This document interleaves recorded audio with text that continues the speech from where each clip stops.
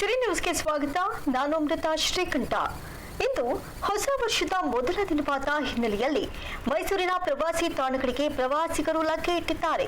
ನಾಡಿನ ಅಧಿದೇವತೆ ಚಾಮುಂಡೇಶ್ವರಿ ದೇವಿಯ ಸಾನ್ನಿಧ್ಯಕ್ಕೆ ಜನ ಸಾಗರವೇ ಹರಿದು ಬಂದಿದ್ದು, ಈ ಬಾರಿ ಚಾಮುಂಡೇಶ್ವರಿ ದೇವಿಯ ದರ್ಶನಕ್ಕೆ ಯಾವುದೇ ರೀತಿಯ ಅಡ್ಡಿಯಿಲ್ಲ. ದೇವಿಯ ದರ್ಶನಕ್ಕೆ ಮುಕ್ತ ಪ್ರವೇಶಾವಕಾಶವನ್ನ ನೀಡಲಾಗಿದ್ದು, ಹೊಸ ವರ್ಷದ ಮೊದಲ ದಿನ ದೇವಿಯ ದರ್ಶನ ಪಡೆಯಲು ಭಕ್ತರು ಹೆಚ್ಚಿನ ಸಂಖ್ಯೆಯಲ್ಲಿ ಆಗಮಿಸಿದ್ರು. ಇಂದು ನಾಡಿನ ಅಧಿದೇವತೆ ಚಾಮುಂಡೇಶ್ವರಿ ದೇವಿಗೆ ವಿಶೇಷ ಅಲಂಕಾರ ಮಾಡಲಾಗಿದ್ದು, ಈ ಬಾರಿ 300 ರೂಪಾಯಿ ಶುಲ್ಕಕ್ಕೆ ವಿಶೇಷ ದರ್ಶನದ ವ್ಯವಸ್ಥೆ ಕೂಡ ಮಾಡಲಾಗಿದೆ.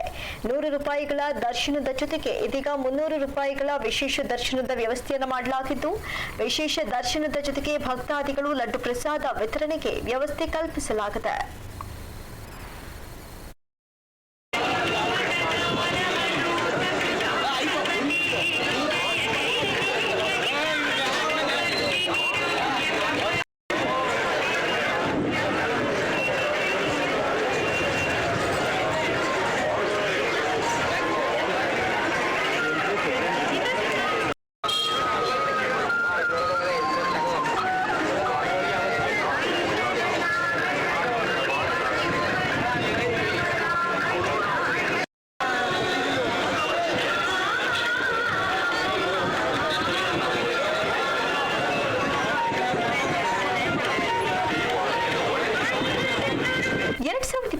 ಇಸವಿ ಕಳೆದು ಇಂದಿನಿಂದ 2022ಕ್ಕೆ ಕಾಲಿಟ್ಟಿದ್ದೇವೆ. ಈ ನೂತನ ವರ್ಷದ ಶುಭ ಸಂಭ್ರಮದಲ್ಲಿ ಮೈಸೂರು ವಿಜಯನಗರ 1ನೇ ಹಂತದಲ್ಲಿರುವ ಶ್ರೀ ಯೋಗ ನರಸಿಂಹಸ್ವಾಮಿ ದೇವಸ್ಥಾನದಲ್ಲಿ ಹೊಸ ವರ್ಷದ ಪ್ರಯುಕ್ತ ಇಂದು ಬೆಳಗಿನ ಜಾವ 4 ಗಂಟೆಯಿಂದಲೇ ದೇವರಿಗೆ ವಿಶೇಷ ಪೂಜೆಯನ್ನ ಸಲ್ಲಿಸಲಾಯಿತು. ಭಕ್ತರಿಗೆ ಲಡ್ಡು ಪ್ರಸಾದವನ್ನ ವಿತರಿಸಲಾಗುತ್ತಿದ್ದು, ರಾತ್ರಿ 12 ಗಂಟೆಯವರೆಗೂ ಪ್ರಸಾದ ವಿತರಣೆ ನಡೆಯಲಿದೆ. ಇಂದು ಬೆಳಗ್ಗೆ 4 ಗಂಟೆಗೆ ಶ್ರೀ ಯೋಗ ನರಸಿಂಹಸ್ವಾಮಿ ದೇವರನ್ನ ವಿಶೇಷ ತೋಮಾಲೆ ಮತ್ತು ಸ್ವರ್ಣ ಪುಷ್ಪಗಳಿಂದ ಅಲಂಕರಿಸಲಾಗಿದೆ. ದೇವಾಲಯದ ಆವರಣದಲ್ಲಿ ಎಲ್ಲಾ ಭಕ್ತಾದಿಗಳಿಗೆ 2 ಲಕ್ಷ ತಿರುಪತಿ ಮಾದರಿಯ ಲಡ್ಡು ವಿತರಣಾ ಕಾರ್ಯಕ್ರಮಕ್ಕೆ ಪ್ರೊಫೆಸರ್ ಭಾಷ್ಯಂ ಸ್ವಾಮೀಜಿಯವರ ದಿವ್ಯ ಸಾನ್ನಿಧ್ಯದಲ್ಲಿ ಚಾಲನೆ ನೀಡಲಾಗಿದೆ. ಲಡ್ಡು ಪ್ರಸಾದವನ್ನ ವಿಶೇಷವಾಗಿ 6 ಮಂದಿ ನುರಿತ ಬಾಣಸಿಗರು ತಯಾರಿಸುತ್ತಾರೆ. ಲಡ್ಡು ತಯಾರಿಸಲು 50 ಕ್ವಿಂಟಾಲ್ ಕಡಲೆ ಹಿಟ್ಟು, 100 ಕ್ವಿಂಟಾಲ್ ಸಕ್ಕರೆ, 4000 ಲೀಟರ್ ಖಾದ್ಯ ತೈಲ, 200 ಕೆಜಿ ಗೋಡಂಬಿ, 200 ಕೆಜಿ ಒಣದ್ರಾಕ್ಷಿ, 100 ಕೆಜಿ ಬಾದಾಮಿ, 200 ಕೆಜಿ ಡೈಮಂಡ್ ಸಕ್ಕರೆ, 500 ಕೆಜಿ ಬುರಾ ಸಕ್ಕರೆ, 10 ಕೆಜಿ ಪಿಸ್ತಾ, 20 ಕೆಜಿ ಏಲಕ್ಕಿ, 20 ಕೆಜಿ ಜಾಯಿಕಾಯಿ ಜಾಪತ್ರಿ, 5 ಕೆಜಿ ಪಚ್ಚೆ ಕರ್ಪೂರ, 100 ಕೆಜಿ ಲವಂಗಗಳನ್ನು ಬಳಸಿಕೊಳ್ಳಲಾಗಿದೆ. ಇನ್ನು ಹೊಸ ವರ್ಷದ ಮೊದಲ ದಿನವಾದ ಇಂದು ಭಕ್ತಾದಿಗಳು ಕೋವಿಡ್ ಮಾರ್ಗಸೂಚಿಯನ್ನು ಅನುಸರಿಸಿ ಸರದಿಯ ಸಾಲಿನಲ್ಲಿ ಬಂದು ಪ್ರಸಾದ ಸ್ವೀಕರಿಸ್ತಾ ಇರುವುದು ಕಂಡುಬಂದಿದೆ.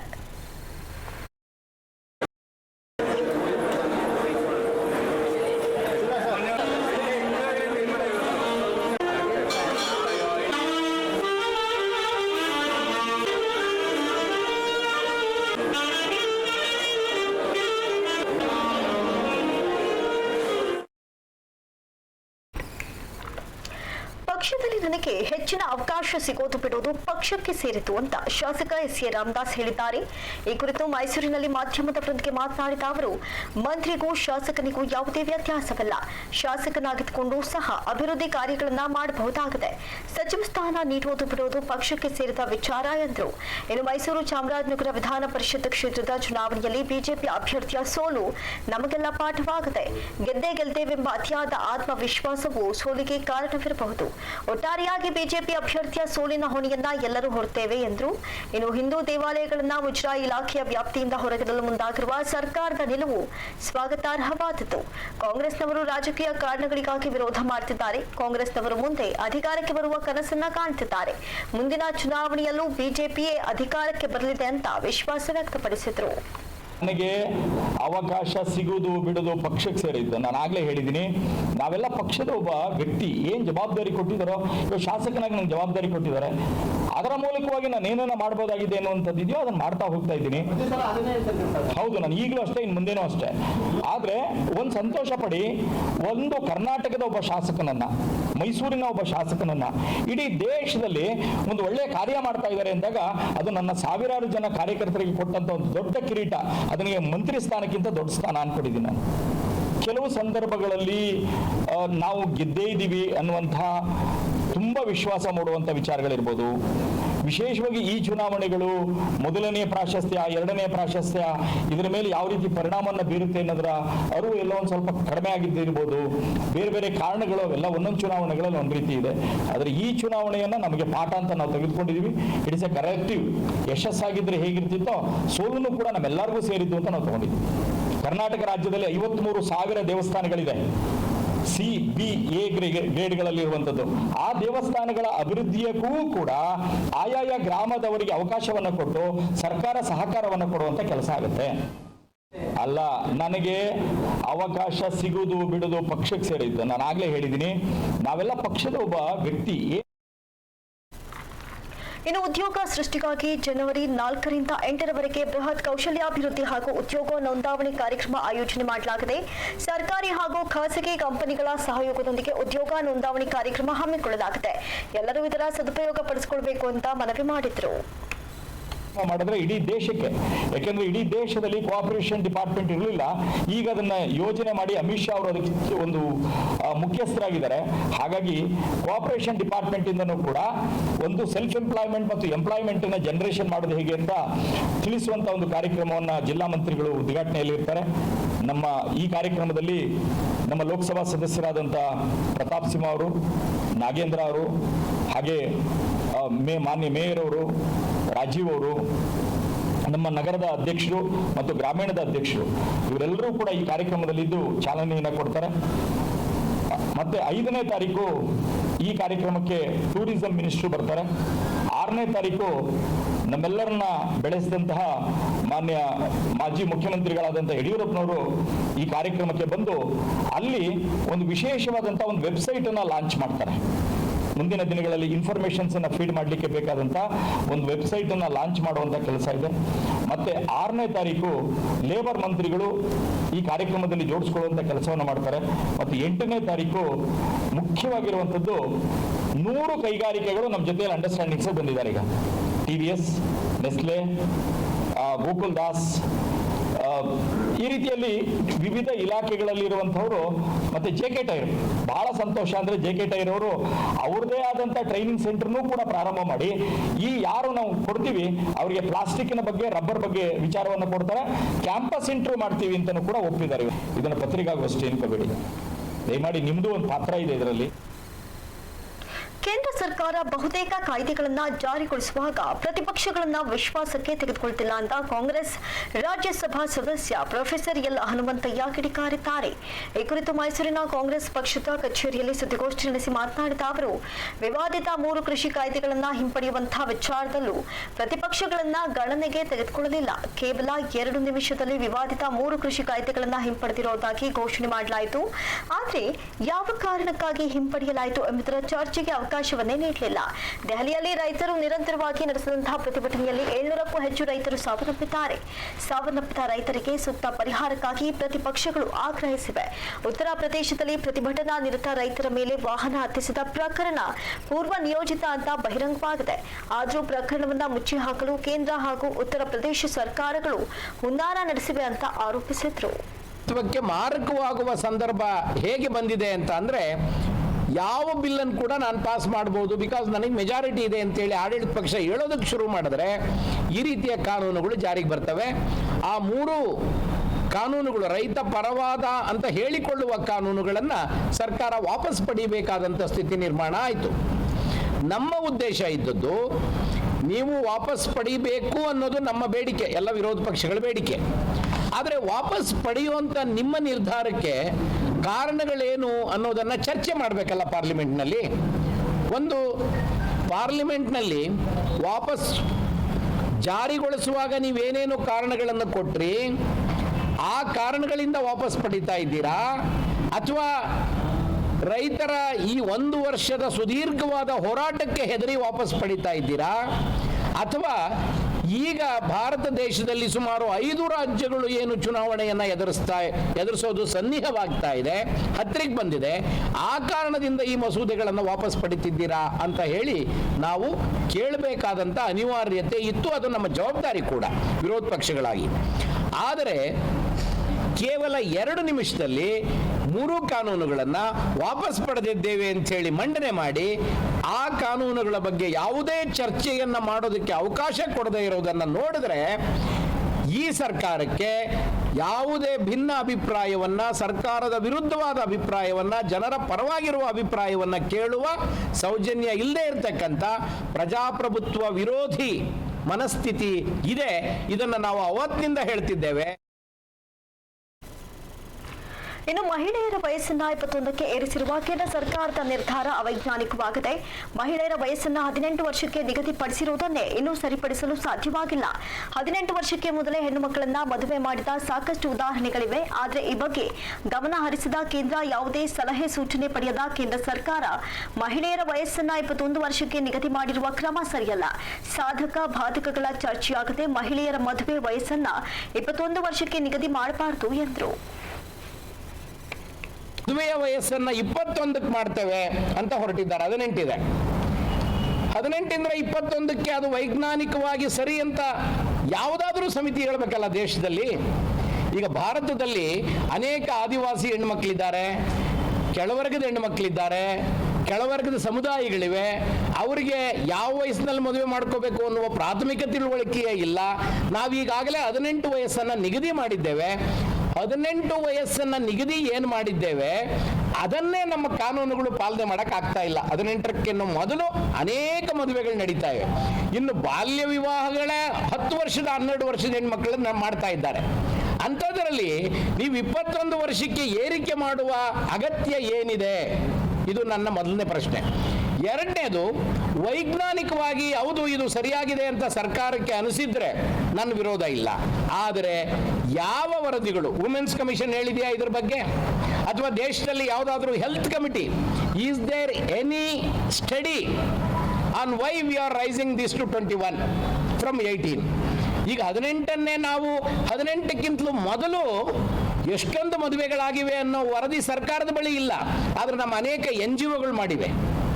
ಈ NGOಗಳು ಮಾಡಿರೋ ಅಧ್ಯಯನದ ಪ್ರಕಾರ 18ಕ್ಕಿಂತಲೂ ಮೊದಲು ಅನೇಕ ಮದುವೆಗಳು, ಸಾವಿರಾರು ಮದುವೆ. ಇನ್ನು ರಾಜ್ಯದಲ್ಲಿ ಮತಾಂತರ ನಿಷೇಧ ಕಾಯ್ದೆ ಜಾರಿಗೆ ಮುಂದಾಗಿರುವ ಸರ್ಕಾರದ ಕ್ರಮ ಖಂಡನೀಯ. ಅಲ್ಪಸಂಖ್ಯಾತ ಸಮುದಾಯವನ್ನ ಗುರಿಯಾಗಿಸಿಕೊಂಡು ಮತಾಂತರ ನಿಷೇಧ ಕಾಯ್ದೆ ಜಾರಿಗೊಳಿಸಲು ರಾಜ್ಯ ಸರ್ಕಾರ ಮುಂದಾಗಿದೆ.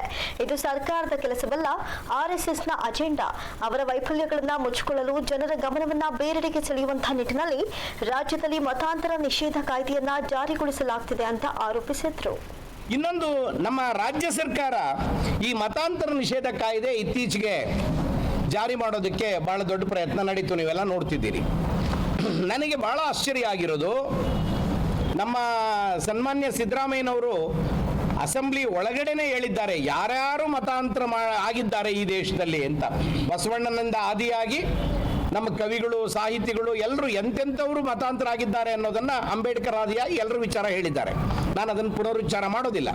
ಆದರೆ ನನ್ನ ಪ್ರಶ್ನೆ ಇರೋದೇನು ಅಂದರೆ, ಮತಾಂತರ ನಿಷೇಧ ಮಾಡಲಿಕ್ಕೆ ಕೂಡ ಸರ್ಕಾರ ಏನಾದರೂ ಅಂಕಿಅಂಶ ಕೊಟ್ಟಿದೆಯೋ?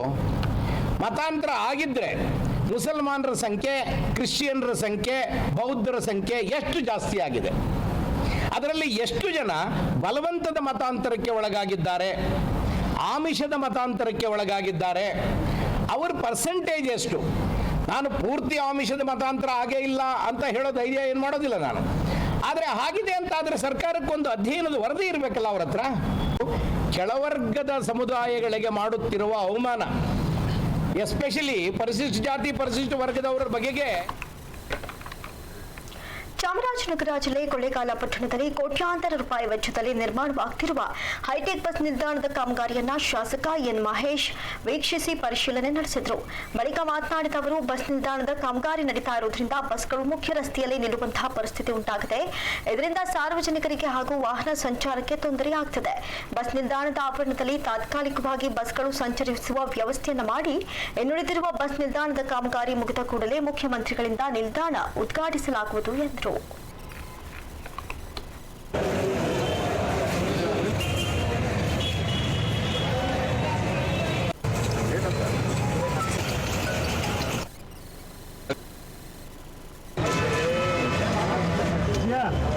ಕರೋನಾ ಕಾರಣದಿಂದಾಗಿ ಸರ್ಕಾರದಲ್ಲಿ ಆರ್ಥಿಕ ಸಂಕಷ್ಟ ಎದುರಾಗಿ ಒಂದು ವರ್ಷದಿಂದನೇ ಪ್ರಾರಂಭ ಆಗಬೇಕಾಗಿದ್ದಂಥ ಬಸ್ ನಿಲ್ದಾಣ ಇನ್ನೂ ಪ್ರಾರಂಭ ಆಗಿಲ್ಲ. ಪ್ರಾರಂಭ ಆಗೋದಿರಲಿ, ಕಾಮಗಾರಿ ಇನ್ನೂ ಒಂದು 30% ಕಾಮಗಾರಿ ಬಾಕಿ ಉಳಿದಿದೆ. ಸೊ ಈ ಕಾಮಗಾರಿ ಪೂರ್ಣ ಮಾಡಬೇಕು ಅಂದರೆ ಕಾಂಟ್ರಾಕ್ಟ್ರು ನಮ್ಮ ಫೋರ್ಸ್ ಮೇಲೆ ಮತ್ತು DC ಕಡೆಯಿಂದ 1 ಕೋಟಿ ಹಣ ಬಿಡುಗಡೆ ಮಾಡಿದ್ವಿ. ಅದನ್ನು ಬಳಸ್ಕೊಂಡು 6 ಕೋಟಿ ಕೆಲಸ ಮಾಡಿದ್ದಾರೆ. ಹೆಚ್ಚು ಕಡಿಮೆ ನಾವು 4-4.5 ಕೋಟಿ ಬಿಲ್ಲನ್ನು ಕಾಂಟ್ರಾಕ್ಟರ್ ಕೊಡಬೇಕಾಗಿದೆ. ಸೊ ಈಗ ಸಾರ್ವಜನಿಕರು, ಮಾಧ್ಯಮದವರು ಮತ್ತು ರೈತ ಸಂಘಟನೆಗಳು, ಪ್ರಗತಿಪರ ಸಂಘಟನೆಗಳು ಎಲ್ಲರೂ ಇನಾಗ್ರೇಷನ್ನ ನೀವು ನಿಧಾನವಾಗಿ ಮಾಡ್ಕೊಳ್ಳಿ. ಆದರೆ ಬಸ್ ನಿಲ್ದಾಣದ ಆವರಣದಲ್ಲಿ ಬಸ್ಗಳನ್ನ ನಿಲ್ಲಿಸ್ಕೊಂಡು ಇಲ್ಲಿಂದ ಹತ್ತಿಸೋದು ಇಳಿಸೋದು ಆಗಲಿದೆ. ಸೊ ನೋಡಿದ್ದೀನಿ, ಇನ್ನೂ ಒಂದಷ್ಟು ಸಣ್ಣ ಪುಟ್ಟ ಕೆಲಸಗಳಿದೆ, ಅದೆಲ್ಲ ಮುಗಿಲಿ, ಆಮೇಲೆ ತೀರ್ಮಾನ ಮಾಡೋಣ. ಕಳೆದೊಂದು ವಾರದಿಂದ ಮೈಸೂರಿನಲ್ಲಿ ಒಂದಲ್ಲ ಒಂದು ರೀತಿಯಲ್ಲಿ ಪ್ರಕ್ಷುಬ್ಧ ವಾತಾವರಣ ನಿರ್ಮಾಣವಾಗಿದೆ ಅಂತ ಮೈಸೂರು ರಕ್ಷಣಾ ವೇದಿಕೆ ಅಧ್ಯಕ್ಷ ಮೈಕಾ ಪ್ರೇಮ್ಕುಮಾರ್ ಅಸಮಾಧಾನವನ್ನು ಹೊರಹಾಕಿದ್ದಾರೆ. ಈ ಕುರಿತು ಸುದ್ದಿಗೋಷ್ಠಿ ನಡೆಸಿ ಮಾತನಾಡಿದ ಅವರು, ರಂಗಾಯಣಕ್ಕೆ ಸರ್ಕಾರ ನೇಮಕ ಮಾಡಿರುವ ನಿರ್ದೇಶಕರ ವಿರುದ್ಧ ಇಲ್ಲಸಲ್ಲದ ಆರೋಪಗಳನ್ನು ಮಾಡುತ್ತಾ ಬೇರೆ ಬೇರೆ ರೀತಿಯಲ್ಲಿ ಪ್ರತಿಭಟನೆ ಮಾಡಲಾಗ್ತಾ ಇದೆ. ರಂಗಾಯಣದ ನಿರ್ದೇಶಕರ ವಜಾಕ್ಕೆ ಒತ್ತಾಯಿಸಿ ಪ್ರತಿಭಟನೆಯನ್ನು ನಡೆಸಲಾಗ್ತಾ ಇದೆ. ಈ ಸಂಬಂಧ ಮುಖ್ಯಮಂತ್ರಿಗಳಿಗೆ ಮನವಿ ಸಲ್ಲಿಸಿದ ನಂತರವೂ ಪ್ರತಿಭಟನೆ ಮುಂದುವರೆದಿದೆ. ಪ್ರತಿಭಟನೆ ವಿಚಾರದಲ್ಲೂ ರಾಜಕೀಯ ಮಾಡಲಾಗ್ತಾ ಇದೆ. ಇನ್ನು ಪ್ರತಿಭಟನೆಯ ಹಿಂದೆ ರಾಜಕೀಯ ಕೈವಾಡವಿದೆ. ಈ ವಿಚಾರದಲ್ಲಿ ಜಿಲ್ಲಾಡಳಿತ ಹಾಗೂ ಪೊಲೀಸ್ ಇಲಾಖೆಯ ವೈಫಲ್ಯ ಎದ್ದು ಕಾಣುತ್ತಿದೆ. ಮುಂಬರುವ ಚುನಾವಣೆಯನ್ನ ಗಮನದಲ್ಲಿಟ್ಟುಕೊಂಡು ವಿದ್ಯಾರ್ಥಿಗಳನ್ನ ದಿಕ್ಕು ತಪ್ಪಿಸಲಾಗ್ತಿದೆ ಅಂತ ಆರೋಪಿಸಿದ್ರು. ಮುಂದುವರೆದ ಭಾಗ ಅಂತ ಹೇಳಿದ್ರೆ ಆ ಪ್ರತಿಭಟನೆಯಲ್ಲಿ ಎಲ್ಲ ರಾಜಕೀಯ ಮುಖಂಡರುಗಳು, ಅದರಲ್ಲೂ ಕಾಂಗ್ರೆಸ್ಸಿನ ಮುಖಂಡರುಗಳು ನೇರವಾಗಿ ಭಾಗವಹಿಸ್ತಾ ಇರುವಂಥದ್ದು. ನಾನು ರಾಜಕಾರಣದ ಮತ್ತು ರಾಜಕೀಯದ ವಿಚಾರನ ಯಾಕೆ ಹೇಳ್ತಾ ಇದ್ದೀನಿ ಅಂತ ಹೇಳಿದ್ರೆ, ಕಳೆದ 1 ವರ್ಷಗಳಿಂದ ಮೈಸೂರಿನಲ್ಲಿ ಈ ವೆಂಕಾ, ನಾಣಿ, ಸೀನಾ ಇವರ 4 ಜನರ ಗುಂಪು ಯಾವ್ಯಾವ ಪ್ರತಿಭಟನೆಗಳನ್ನು ಮಾಡಿದೆ, ಆ ಪ್ರತಿಭಟನೆಯಲ್ಲೆಲ್ಲ ಈ ರಾಜಕೀಯದ, ಈ ಕಾಂಗ್ರೆಸ್ ಪಕ್ಷದ ಕೈವಾಡ ಇದೆ. ಮೈಸೂರಿನಲ್ಲಿ ಅಶಾಂತಿಯನ್ನು ಉಂಟು ಮಾಡಬೇಕು ಅಂಥೇಳಿ ಈ 4 ಜನ ಬಹಳ ರೀತಿಯ ಒಂದು ಪಿತೂರಿಯನ್ನು ಮಾಡ್ತಾ ಇದ್ದಾರೆ. ಸೊ ಇದನ್ನು ನಾವು ಕೂಡ ಖಂಡಿಸ್ತಾ ಇದ್ದೀವಿ. ನಾವು ಜಿಲ್ಲಾಡಳಿತ ಸರಿಯಾದಂಥ ಕ್ರಮವನ್ನು ತಗೊಂಡಿದ್ದಿದ್ರೆ ಇದ್ಯಾವುದೋ ಗೊಂದಲಗಳಾಗ್ತಾ ಇರಲಿಲ್ಲ. ಎಲ್ಲದಕ್ಕಿಂತ ಹೆಚ್ಚಾಗಿ ಪೊಲೀಸ್ ಇಲಾಖೆಯವರು ಸರ್ಕಾರ ನೇಮಕ ಮಾಡಿರುವಂಥ ನಿರ್ದೇಶಕ, ಅವನ ರಕ್ಷಣೆಗೆ ನಿಲ್ಲಬೇಕಾಗಿದ್ದಂಥ ಪೊಲೀಸ್ ಇಲಾಖೆ ಇವತ್ತು ವೈಫಲ್ಯವನ್ನು ಎತ್ತಿ ತೋರಿಸ್ತಾ ಇದೆ. ಅವರ ರಕ್ಷಣೆಗೆ ನಿಂತ್ಕೊಳ್ಳದೇನೆ ಇವ್ರ ಜೊತೆಲಿ ರೋಡಲ್ಲಿ ನಿಂತ್ಕೊಂಡು ಇವರು ರಾಜಿ ಸೂತ್ರ ಮಾಡಿಕೊಂಡು ರಾಜಿ ಪಂಚಾಯಿತಿ ಮಾಡ್ಕೊಂಡು ನಿಂತ್ಕೊಂಡಿರುವಂಥದ್ದು ಪೊಲೀಸ್ ಇಲಾಖೆಯ 100ಕ್ಕೆ 100ರಷ್ಟು ವೈಫಲ್ಯ ಎದ್ದು ಕಾಣ್ತಾ ಇದೆ. ಪ್ರತಿಭಟನೆ ಮಾಡುವಂಥ ನೆಪದಲ್ಲಿ ಮೈಸೂರಿನಲ್ಲಿ ಅಶಾಂತಿಯನ್ನು ಉಂಟು ಮಾಡ್ತಾ ಇರೋದು, ಸಮಾಜವಾದದ ಹೆಸರಲ್ಲಿ ಹಲವು ಸವಲತ್ತುಗಳನ್ನು ತಗೊಂಡು ಇಲ್ಲಿ ತನಕ ಬೇರೆ ಆಸ್ತಿನ ಹೊಡ್ಕೊಳ್ಬೇಕು ಅಂದಾಗ ಸ್ವಜನ ಪಕ್ಷಪಾತವನ್ನು ಮೆರೆಯುವಂಥದ್ದು, ಪ್ರತಿಭಟನೆ ಮಾಡುವಂಥ ಸಂದರ್ಭದಲ್ಲಿ ಹಿಂದುಳಿದ ವರ್ಗದವ್ರನ್ನ ಮತ್ತು ದಲಿತ ಸಮುದಾಯದ ಹುಡುಗರುಗಳನ್ನ, ಯುವಕರನ್ನ, ಓದ್ತಾ ಇರುವಂಥ ವಿದ್ಯಾರ್ಥಿಗಳನ್ನ ತಗೊಂಬಂದು ಹಾದಿ ತಪ್ಪಿಸ್ತಾ ಇರುವಂಥ ಒಬ್ಬ ಸಮಾಜವಾದಿಯ ಢೋಂಗಿತನಕ್ಕೆ, ಅವನ ದ್ವಿಮುಖ ನೀತಿಗೆ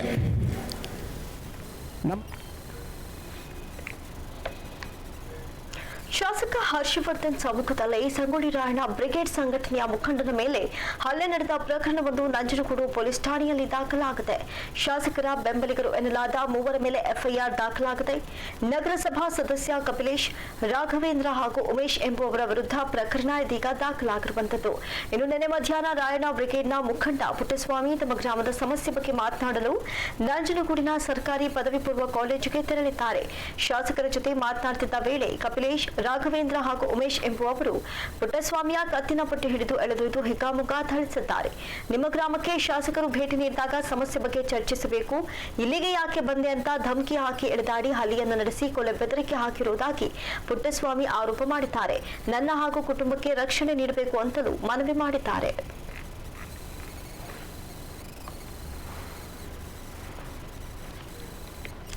ನಂಜನಗೂಡಿನಲ್ಲಿ ಜನವರಿ 9ರಂದು ನಡೆಯಲಿರುವ ಭೀಮಾ ಕೊರೆಂಗ ವಿಜಯೋತ್ಸವದ ಅಂಗವಾಗಿ ಇಂದು ಪ್ರಚಾರ ವಾಹನಕ್ಕೆ ಚಾಲನೆ ದೊರೆತಿದೆ. ಬುದ್ಧ ಮತ್ತು ಅಂಬೇಡ್ಕರ್ ಅವರ ಪುತ್ಥಳಿಯನ್ನ ಹೊತ್ತ ಪ್ರಚಾರ ವಾಹನಕ್ಕೆ ಹಿರಿಯ ಪತ್ರಕರ್ತ ಕೆ ದೀಪಕ್ ಹಸಿರು ನಿಶಾನೆ ತೋರಿಸುವ ಮೂಲಕ ಚಾಲನೆ ನೀಡಿದರು. ಇದಕ್ಕೂ ಮುನ್ನ ಡಾಕ್ಟರ್ ಬಾಬಾ ಸಾಹೇಬ್ ಅಂಬೇಡ್ಕರ್ ಅವರ ಪುತ್ಥಳಿಗೆ ಮಾಲಾರ್ಪಣೆ ಹಾಗೂ ಪುಷ್ಪಾರ್ಚನೆ ಮಾಡಿ ಜಯಕಾರದ ಘೋಷಣೆಗಳನ್ನು ಕೂಗಿದರು. ಇನ್ನು ಕಾರ್ಯಕ್ರಮದಲ್ಲಿ ದಲಿತ, ರೈತ, ಕನ್ನಡ ಸೇರಿದಂತೆ ವಿವಿಧ ಸಂಘಟನೆಗಳ ಮುಖಂಡರು ಹಾಗೂ ಪದಾಧಿಕಾರಿಗಳು ಉಪಸ್ಥಿತರಿದ್ದರು. ಕರ್ನಾಟಕ ರಾಜ್ಯ ರೈತ ಸಂಘ ತಾಲೂಕಿನ ಎಲ್ಲ ಗ್ರಾಮಗಳು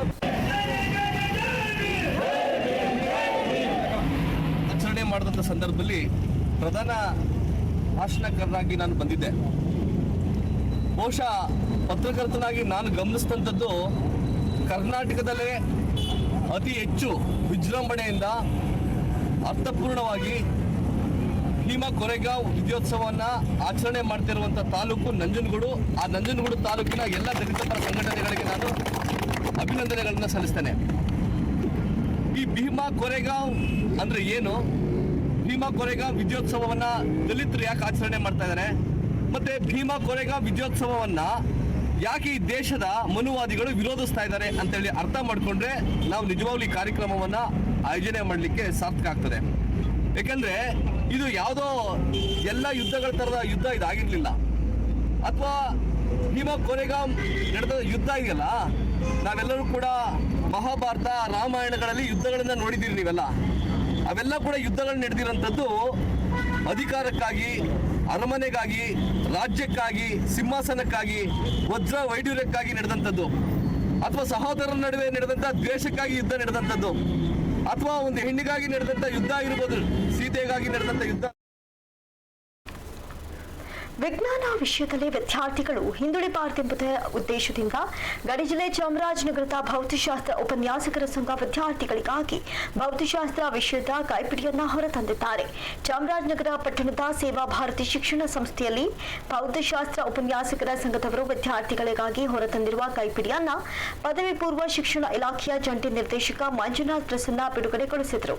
ಸರ್ಕಾರಿ ಕಾಲೇಜಿನಲ್ಲಿ ಅತಿ ಹೆಚ್ಚು ವಿಜ್ಞಾನದಲ್ಲಿ ವಿದ್ಯಾರ್ಥಿಗಳು ತೇರ್ಗಡೆ ಹೊಂದಿದ್ದಾರೆ. ಇದನ್ನು ಗಂಭೀರವಾಗಿ ಪರಿಗಣಿಸಿದಂತಹ ಪದವಿ ಪೂರ್ವ ಶಿಕ್ಷಣ ಇಲಾಖೆ ವಿಜ್ಞಾನ ವಿಚಾರದಲ್ಲಿ ಉತ್ತಮ ಶಿಕ್ಷಣ ನೀಡಲು ವಿದ್ಯಾರ್ಥಿಗಳಿಗೆ ನೆರವಾಗುವಂತಹ ಹಾಗೆ ಕೈಪಿಡಿ ಹೊರತರುತ್ತಿದೆ. ಇದು ಉತ್ತಮ ಬೆಳವಣಿಗೆ ಅಂತ ಮಂಜುನಾಥ್ ಹೇಳಿದರು. ಇನ್ನು ಜ್ಯೋತಿ ಬೆಳಗಿಸುವ ಮೂಲಕ ಕಾರ್ಯಕ್ರಮಕ್ಕೆ ಚಾಲನೆ ನೀಡಿ ಮಾತನಾಡಿದ ಪದವಿ ಪೂರ್ವ ಶಿಕ್ಷಣ ಇಲಾಖೆ ಉಪನಿರ್ದೇಶಕ ನಾಗಮಲ್ಲೇಶ್ ಅವರು ವಿದ್ಯಾರ್ಥಿಗಳು ಇದರ ಸದುಪಯೋಗ ಪಡೆದುಕೊಳ್ಳಲು ಸಲಹೆ ನೀಡಿದರು.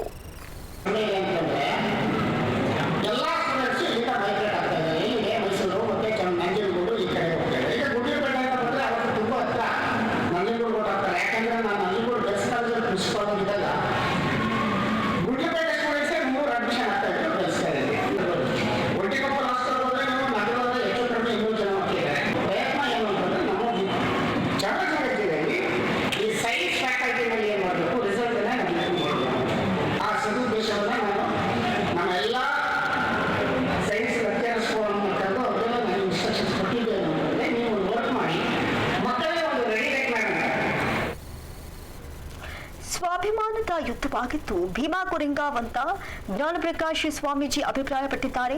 ಚಾಮರಾಜನಗರ ಜಿಲ್ಲೆಯ ಕೊಳ್ಳೇಗಾಲದಲ್ಲಿ ನಡೆದ 204 ವರ್ಷದ ಭೀಮಾ ಕೊರೆಗಾಂವ್ ವಿಜಯೋತ್ಸವ ಕಾರ್ಯಕ್ರಮವನ್ನ ಉರಿಲಿಂಗಿ ಪೆದ್ದಿ ಮಠದ ಶ್ರೀ ಜ್ಞಾನಪ್ರಕಾಶ್ ಸ್ವಾಮೀಜಿ ಉದ್ಘಾಟಿಸಿ ಮಾತನಾಡಿದರು. ದಸಂಸ ವತಿಯಿಂದ ಕೊಳ್ಳೇಗಾಲ ತಾಲೂಕು ಪಂಚಾಯಿತಿ ಸಭಾಂಗಣದಲ್ಲಿ ಕಾರ್ಯಕ್ರಮವನ್ನು ಆಯೋಜನೆ ಕೂಡ ಮಾಡಲಾಗಿತ್ತು. ಉದ್ಘಾಟನೆ ಬಳಿಕ ಡಾಕ್ಟರ್ ಬಿ.ಆರ್. ಅಂಬೇಡ್ಕರ್ ಅವರ ಭಾವಚಿತ್ರಕ್ಕೆ ಪುಷ್ಪ ನಮನವನ್ನು ಸಲ್ಲಿಸಲಾಯಿತು. ಇನ್ನು ಉದ್ಘಾಟನೆ ಮಾಡಿ ಮಾತನಾಡಿದ ಶ್ರೀ ಜ್ಞಾನಪ್ರಕಾಶ್ ಸ್ವಾಮೀಜಿ ಅವರು ಭೀಮಾ ಕೊರೆಗಾಂವ್ ಯುದ್ಧ ಲಾಭಕ್ಕಾಗಿ ನಡೆದದ್ದಲ್ಲ, ಅದೊಂದು ಸ್ವಾಭಿಮಾನದ ಯುದ್ಧವಾಗಿತ್ತು ಅಂತ ಬಿಂಬಿಸಿದ್ರು. ಕಾರ್ಯಕ್ರಮದಲ್ಲಿ ಸುಗತಪಾಲ ಬಂತೇಜಿ ದಿವ್ಯ ಸಾನ್ನಿಧ್ಯವನ್ನು ವಹಿಸಿದ್ರು. ಜಿಲ್ಲಾ ಪಂಚಾಯಿತಿ ಮಾಜಿ ಸದಸ್ಯ ಎಲ್ ನಾಗರಾಜು ಸೇರಿದಂತೆ ಮತ್ತಿತರರು ಉಪಸ್ಥಿತರಿದ್ದರು. ಪೂನಾ ನಗರದ ಭೀಮಾ ಕೊರೆಗಾಂವ್ ಅಂತಕ್ಕಂಥ ಜಾಗದಲ್ಲಿ ಈ ದೇಶದ ದಮನಿತರು, ದುಃಖಿತರು, ಶೋಷಿತರು ಭಾಳಷ್ಟು ನೊಂದು ಮನುವಾದ ಮನುಸ್ಮೃತಿಯ ಪ್ರಕಾರವಾಗಿ ಭಾಳಷ್ಟು ನಾಯಿ ನರಿಗಳ ಥರ ಬದುಕ್ತಾ ಇರ್ತಾರೆ. ಆ ಒಂದು ಶೋಷಣೆಯನ್ನು ಸಹಿಸ್ಕೊಳ್ಳಿಕ್ಕಾಗ್ದೇ ಎರಡನೇ ಬಾಜಿರಾಯ ಅಂತ ಒಬ್ಬ ಪೇಶ್ವೆ ಇರ್ತಾನೆ. ಅವನ ವಿರುದ್ಧವಾಗಿ ಅದು ಮಣ್ಣಿಗೋಸ್ಕರ ಒನ್ನಿಗೋಸ್ಕರ ನಡೆದಂಥ ಯುದ್ಧ ಅಲ್ಲ ಸರ್, ಅಥವಾ ಸಾಮ್ರಾಜ್ಯವನ್ನು ಗಳಿಸ್ಕೊಳ್ಳಿಕ್ಕೆ ನಡೆದಂಥ ಯುದ್ಧ ಅಲ್ಲ. ಅದು ಸ್ವಾಭಿಮಾನದ ಯುದ್ಧ, ಬದುಕನ್ನು ಕಟ್ಕೊಳ್ತಕ್ಕಂಥ ಯುದ್ಧ, ಸಮಾನತೆಗಾಗಿ ನಡೆದಿರ್ತಕ್ಕಂಥ ಯುದ್ಧ ಇದು ಭೀಮಾ ಕೊರೆಗಾಂವ್ ಅನ್ನೋದು. ಭಾಳ ಇಡೀ ಭಾರತ ದೇಶದ ಭವ್ಯ ಚರಿತ್ರೆಯಲ್ಲಿ ಎಂದೆಂದೂ ಮರೆಯಲಾಗದೇ ಇರತಕ್ಕ ಕೆಎಂಪಿಕೆ ಚಾರಿಟಬಲ್ ಟ್ರಸ್ಟ್ ಹೊಸ ವರ್ಷದ ಸಂಭ್ರಮದಲ್ಲಿ ಮೋಜು ಮಸ್ತಿ ಮಾಡದೆ ರಸ್ತೆ ಬದಿ ನಿರಾಶ್ರಿತರಿಗೆ ಹೊದಿಕೆ ವಿತರಿಸುವ ಮೂಲಕ ನ್ಯೂ ಇಯರ್ ಅನ್ನ ವಿಶೇಷವಾಗಿ ಸ್ವಾಗತಿಸಿದ್ದಾರೆ. ರಸ್ತೆ ಬದಿಯಲ್ಲಿ ಮಲಗಿರುವ ನಿರಾಶ್ರಿತರು ಹಾಗೂ ಅಸಹಾಯಕರಿಗೆ ಹೊದಿಕೆ ವಿತರಣೆ ನೀಡುತ್ತಾ ಬಂದಿದ್ದಾರೆ.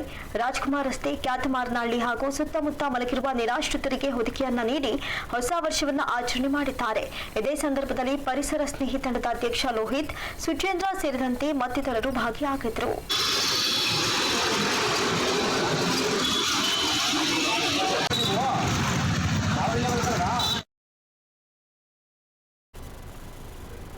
ಇವಿಷ್ಟು ಇವರೆಗಿನ ಪ್ರಮುಖ ಅಪ್ಡೇಟ್ಸ್. ನಿಷ್ಠೆ ನಿಷ್ಠೂರ ನಿರ್ಭೀತ ಸುದ್ದಿಗಾಗಿ ನೋಡ್ತಾ ಇರಿ ಸಿರಿ ಟಿವಿ.